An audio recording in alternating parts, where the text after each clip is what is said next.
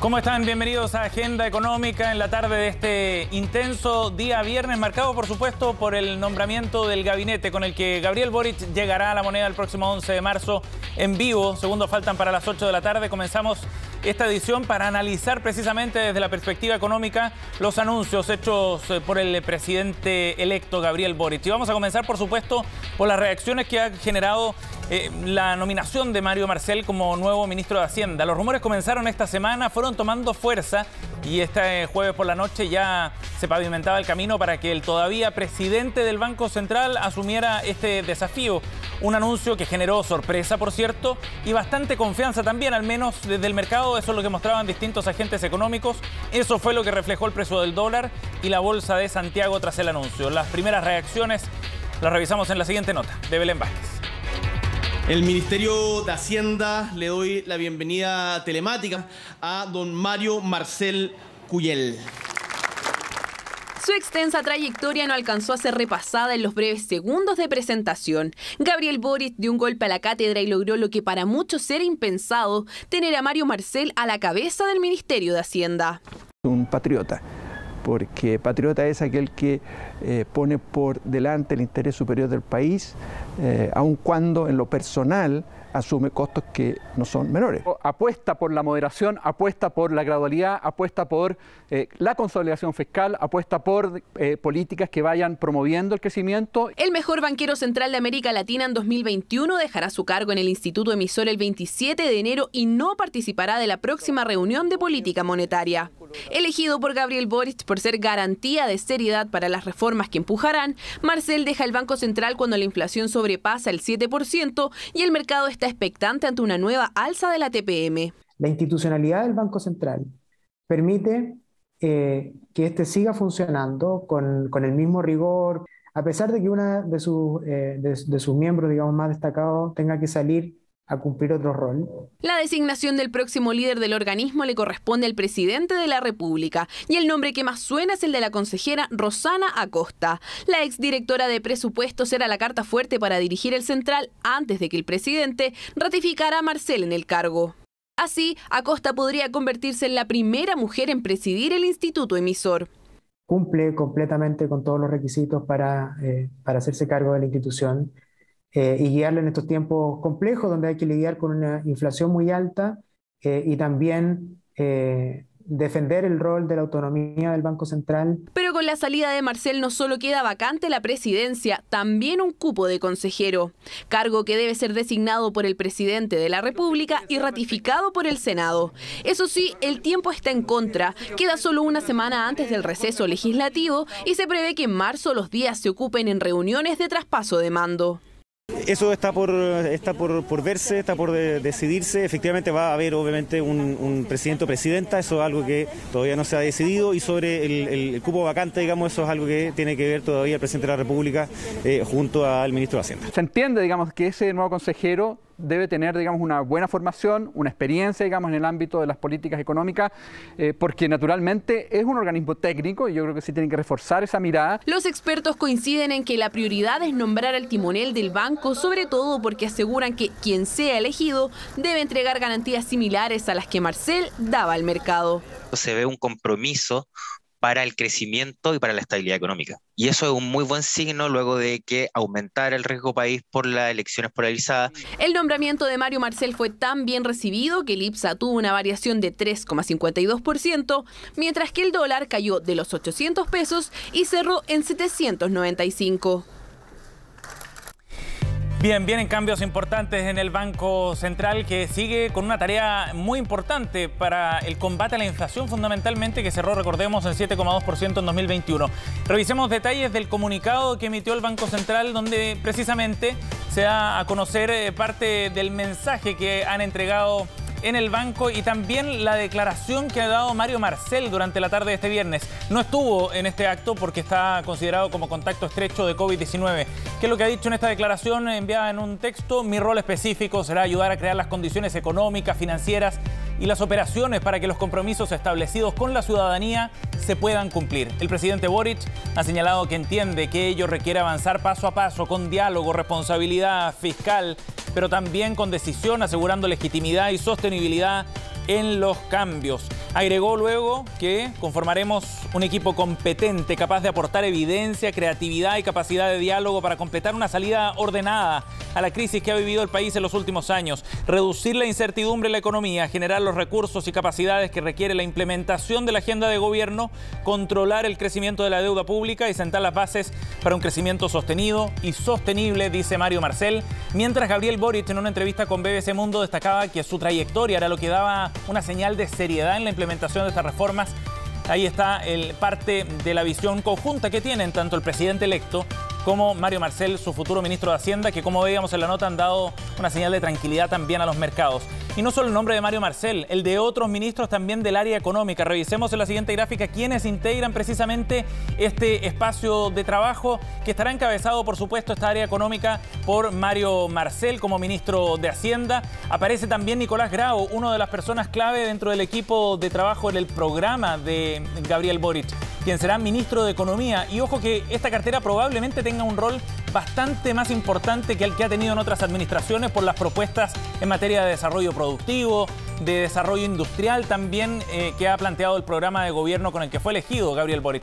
Janet Jara será la ministra de Trabajo, ex subsecretaria de Previsión Social, militante comunista y quien asume esta cartera muy importante. Será esta cartera precisamente la que encabezará la reforma previsional muy ambiciosa que establece el próximo gobierno y también otras reformas como la disminución de la jornada laboral a 40 horas o bien también procesos de reforzamiento de las habilidades o capacidades más bien sindicales en nuestro país.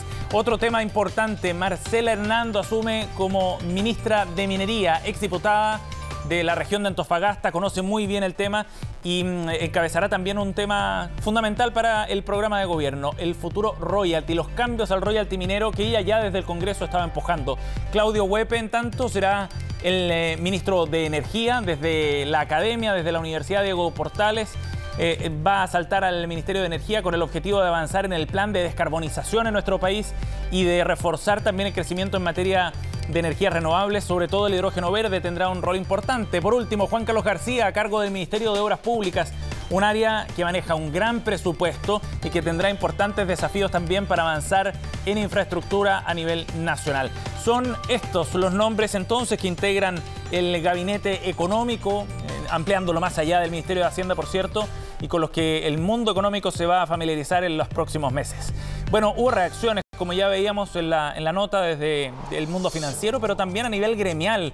Hubo reacciones importantes sobre el nombramiento fundamentalmente de Mario Marcel y el gabinete completo del presidente electo Gabriel Boric. Escuchemos qué fue lo que dijeron desde la Cámara Nacional de Comercio y de la Cámara Chilena de la Construcción al respecto.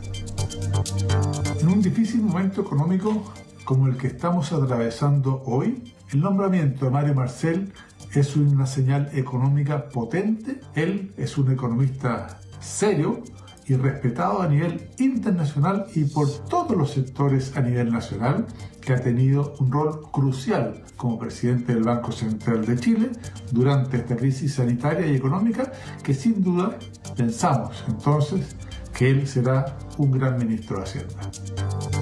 Tenemos plena confianza en el próximo ministerio que él va a llevar a cabo.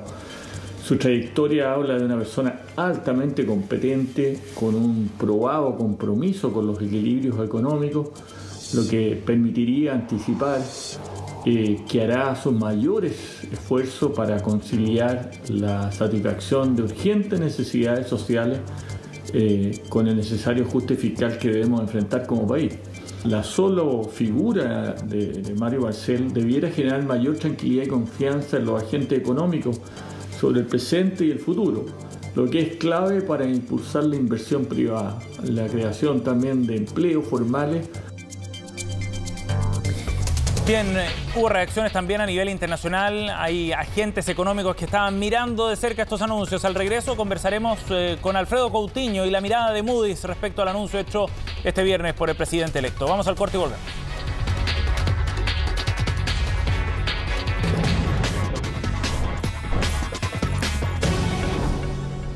Bien, estamos de vuelta y queremos seguir tomando el pulso de las reacciones al nombramiento del gabinete del presidente electo Gabriel Boric, en particular a los nombres del área económica y más precisamente de Mario Marcel como futuro ministro de Hacienda. Estamos en contacto hasta ahora con el director de Moody's, la clasificadora de riesgo internacional Moody's, Alfredo Coutinho. Alfredo, gracias por el contacto. Es un placer estar contigo, Sebastián. Alfredo, bueno, hubo en general una reacción positiva en los mercados acá en Chile. ¿Cuál es la impresión que tienen ustedes respecto al anuncio que se hizo hoy día y en particular al nombre de Mario Marcel como futuro ministro de Hacienda?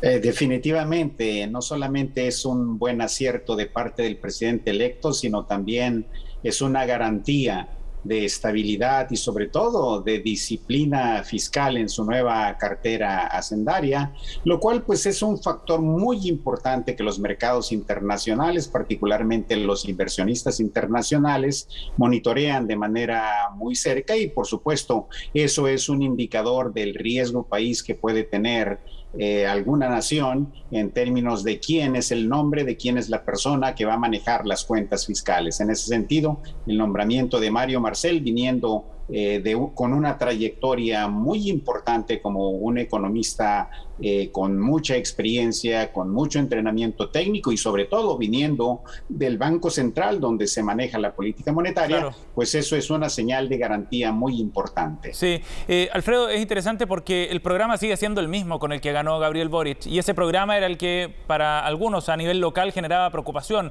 y se contrapesa de alguna manera con Mario Marcel. ¿Cómo se conversan ambas cosas? Un programa ambicioso en materia tributaria con el rol que podría tener Mario Marcel como ministro de Hacienda.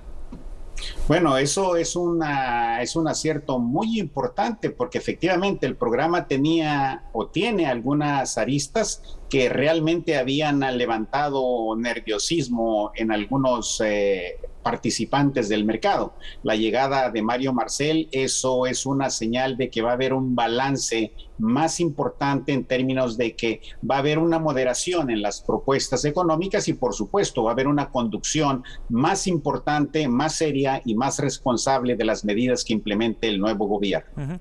Por más evidente que parezca, Alfredo, ¿por qué es tan relevante el hecho de que la conducción y la implementación del programa sea con responsabilidad fiscal?